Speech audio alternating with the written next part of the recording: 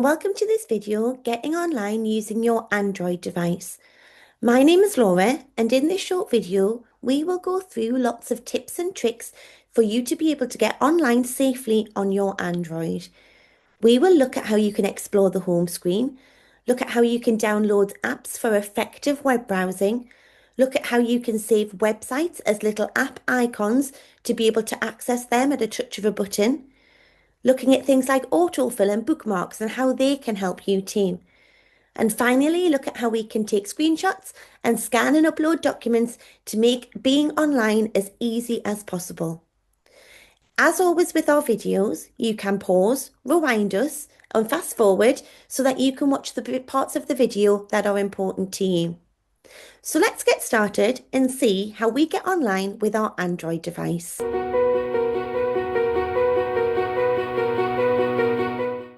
So when we load up our Android device, we need to be looking for the internet icon. Now on my device, it's this one here, the Samsung Internet. And I'm just going to tap on that and that's going to load up for me. You can download different web browsers onto your device. But for this one, I'm just going to use this one here, which has my Google embedded into it for me. Okay, so let's have a quick look along the top. At the minute we have a home button, so if you wanted to be able to put anything there in terms of using your home and going back to a certain website, you can do that. You can add tabs by literally just tapping on the little add button there. You have all of your icons of quick access. These are ones that Samsung are recommending for me, and it also gives me this little privacy area here to show me there was 3 tracking attempts that Samsung have managed to stop. In the right hand corner up here you can see that there is a 3-line menu. So if we just tap on here, this is where we can have a look at our settings, where our downloads go, and any ad blockers or privacy features we might want to have a look at. And then you can also see that because we have 2 windows, we've got our 2 pages there that we can toggle between. And because I'm logged in on my Google account, you can also see my picture there. So now we're going to have a look and see what we can do in terms of being able to navigate on the internet, save particular websites, and have a look at security as well.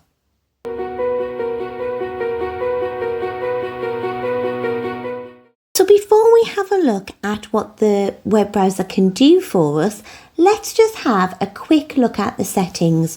So if we just go to our settings cog and then down the left hand side, if we scroll down all the way to the blue icon that says apps, and if we tap on there, we can go down and have a look at the Samsung Internet app.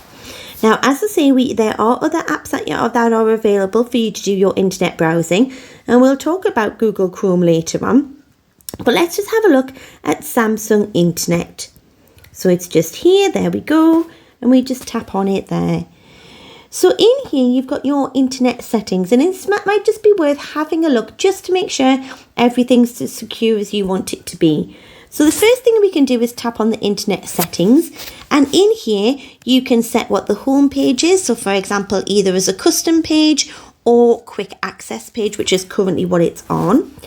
You can also set your address bar to search in different web and search engines. So at the minute, the default is Google, which I think a lot of people would tend to prefer.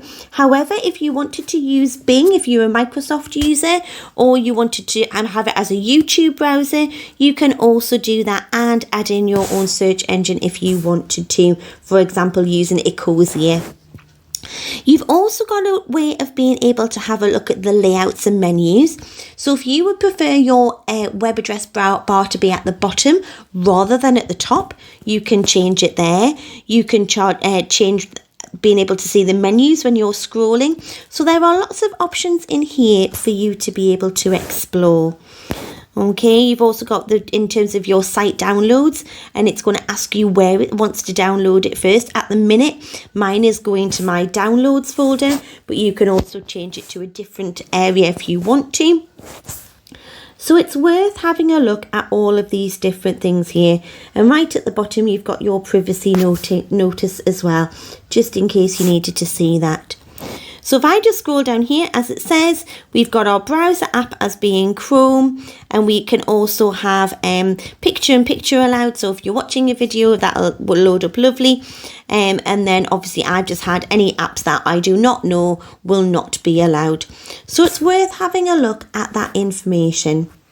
Now we've done that, let's have an explore of our Samsung Internet icon to see how we can browse securely and effectively online.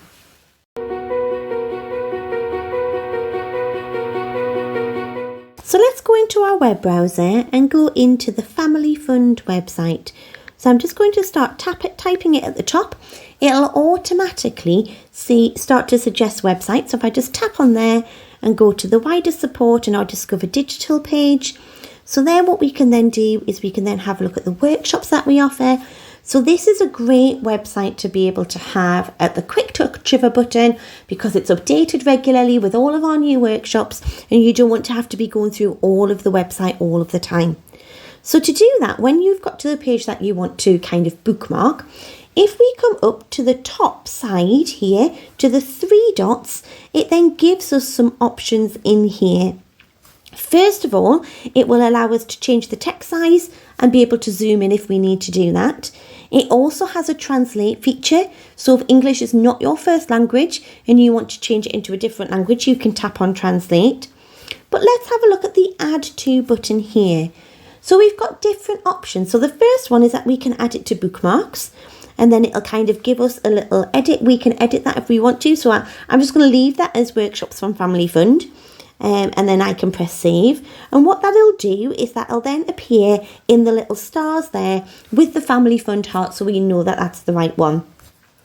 However, I don't want to have to be going into my web browser to load that up. I want to be able to access that really quickly, and to do that I'm going to tap on those three lines again in the corner, and then once I've tapped on those three lines, I can then go to add to again. This time I'm going to say home screen, and when I do that, it'll say, do you want to add it? Yes, I do. I want to add it as a 1x1 square there. So I tap add, and what will happen is it now says it's added to the home screen. So if I just tap my little home button there, and you can see there, here it is now right at the top, and I can then move this around, and if I want to, I can pop that straight on my home screen. So at any point now, if I'm in a different app and want to come in, I can tap on there and it will load up the workshops page straight away for me so that I have it there. So if you have websites that you are using regularly, maybe for your online banking, or maybe you're doing something where you're visiting a website regularly for work, or you might want to be able to have something that's not necessarily an app but accessible online, you can literally go up to those three lines in the top of your web browser, then tap on the options there. You've got your add to button, and then you can either save it as your bookmarks or as your home screen.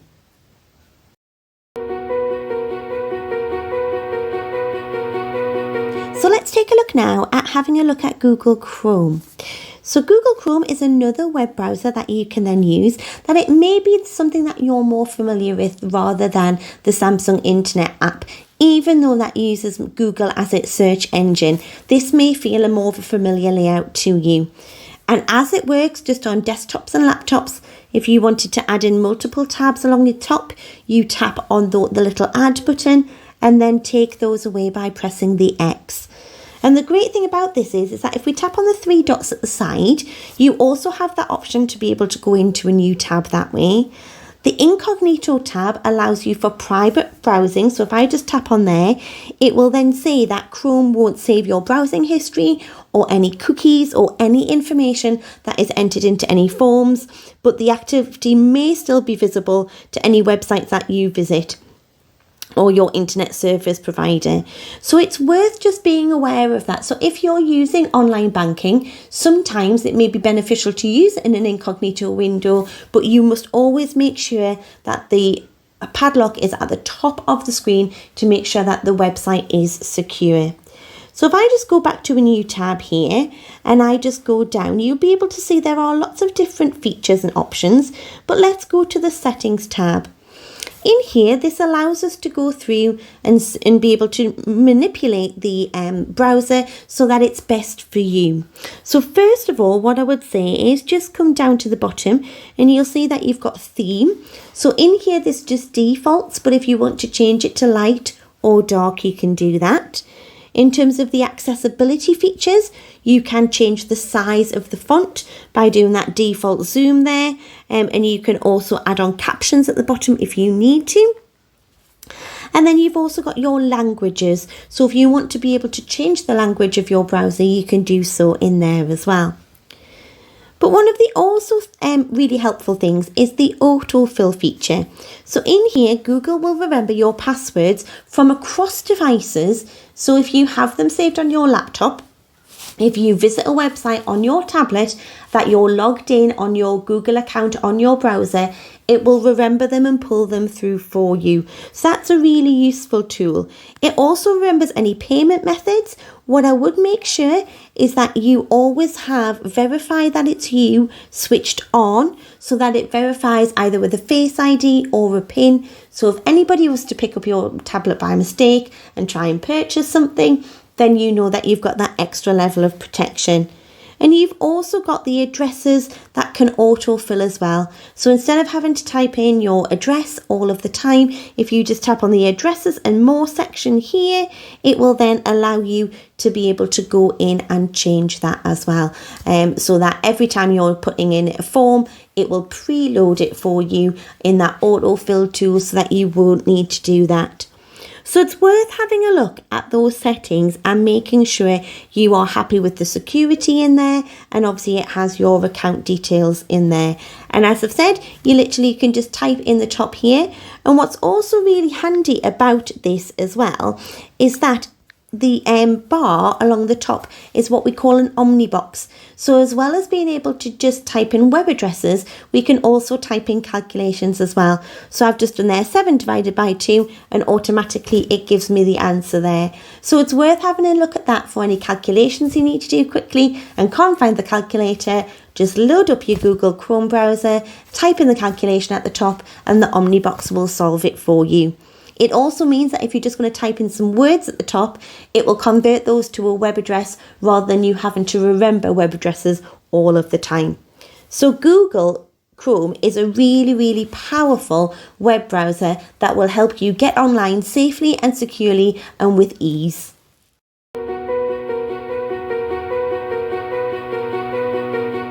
Now, one of the things that I always tend to do when I'm online is try and capture things really, really quickly so I don't forget them, and often have so many screenshots on my mobile phone to be able to kind of go through at the end of the day, whether it's been presents for my little girl's birthday or things on Instagram that I want to remember, or a pair of shoes that I want to buy. So I have all of those things there, and you can also do a screenshot on your Samsung Tab Android device as well. So if I just load up, for example, Amazon, and I just tap on there, it may be that I want to go through and, for example, I might want to capture this so that I remember it for next time. And to do that on my Android tablet, I literally click my power button and my down volume button at the same time, and it will take a picture for me. It does a little bit of a flash, and then you can see there's a little thumbnail of it there, and it then asks me what I want to open it in. So you can put it straight into the art apps if you wanted to do that, like a colouring page, or pop it straight into Google Photos. For me, I'm just going to pop it into the gallery just so it's easier for me to be able to access.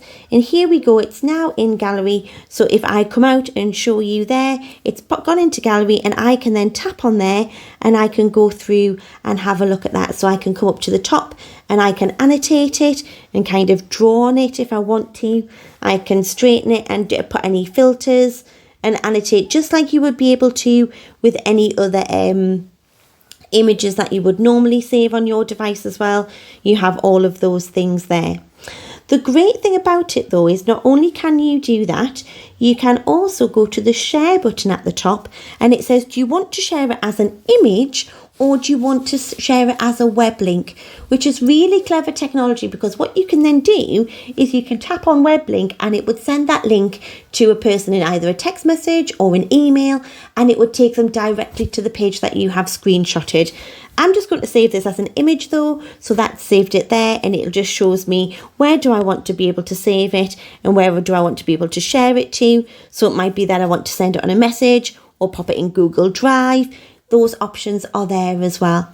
So I think that's really powerful to be able to, if you see something, to screenshot it. When you go to that share option, you can share it as the picture that you've screenshotted.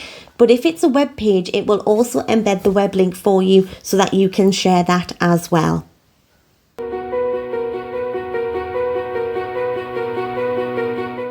If you need to submit any paperwork online, you can do this by taking a photograph of any forms or documents that you might need to do, and then save them to your gallery and upload them either using a web browser where there's a upload part to the portal, or be able to email it. And to do that, we're going to use the camera tool in our device. So if I just load up here and say I wanted to take a photo of this form that I wanted to be able to complete, you can see now that it's trying to read some text. If I tap the text button on this one, there's no text to actually be found, but you can do that if you're reading a document. Because this is a form, there's nothing there for it to read. So I'm just going to tap on the capture button, the white button on the side, and that's going to take my picture for me. Now, if I tap on the little thumbnail at the bottom of the picture there, you'll see it's then showing me that image. And if I tap on it and go to edit, I can then crop the image by being able to just move the little handles on the side to be able to crop that down. There we go, like that. I can straighten it up by moving this little icon here, just to make sure that it kind of goes into the right place. And then if I need to recrop, then I can do that. And you've got other options there as well. Once you're happy with that, and you're happy with the way that it looks, if you press save, it will then save over the original, and then you'll have that there. You will be able to go back even if you've saved over the top of it, or you can save as a copy, it's up to you. But you then have that form that you have taken. So if I now go into my gallery, you'll be able to see the form is there. It shows as a little thumbnail, so don't worry if it looks cropped. When it shows as a picture, it kind of shows as a square, but if you tap on it to make it full screen, it'll have everything there. And then once you've done that, if you come up to the top, to the three dots that are joined together with two lines, that's the share option. It then gives you all of these different options. So if you need to be able to print it, or if you need to be able to send it on an email via Gmail or Outlook, for example, you can do that, or you can share it into your Google Drive. And then if you need to upload it to the portal, when you go onto the website and it says upload documents, you would just tap upload file, go into your gallery, and then the document would be there ready for you to submit online. We hope you have found this video useful. If you would like to attend one of these sessions live, please visit our Family Fund website page, where all of the events for our Scottish Income Boosters programme are available. It's also worth joining our Facebook group, that is Scottish Income Boosters Community, as we will post lots of things about our events and training on there too. And finally, if you need anything, please email us at the email address on the next slide, and we will be more than happy to help. Thanks for watching.